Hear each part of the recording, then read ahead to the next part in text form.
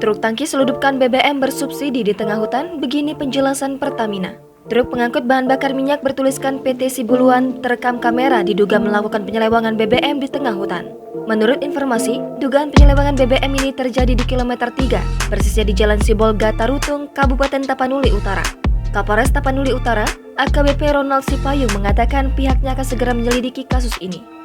Dalam video berdurasi 40 detik yang beredar luas di media sosial itu terlihat mulanya perekam datang mengendarai sepeda motor. Dari kejauhan dekat hutan dan semak-semak terlihat truk pengangkut BBM berwarna merah putih mirip truk PT Pertamina. Truk pengangkut BBM itu parkir dan ditutupi dengan terpal seadanya. Di dekat truk ada sejumlah pria yang tengah menurunkan minyak.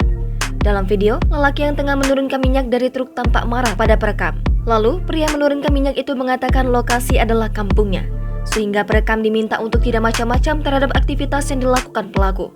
Aksi adu mulut pun terjadi, hingga akhirnya lelaki yang menurunkan minyak memukul kamera perekam.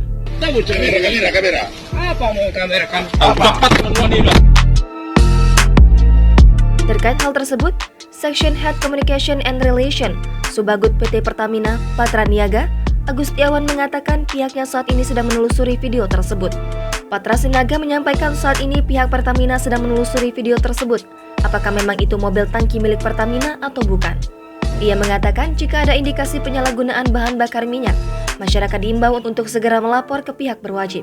Sampai sekarang, TribunSumsel.com masih mencari informasi terkait kejelasan peristiwa tersebut. Jangan lupa subscribe, share, komen, dan like ya.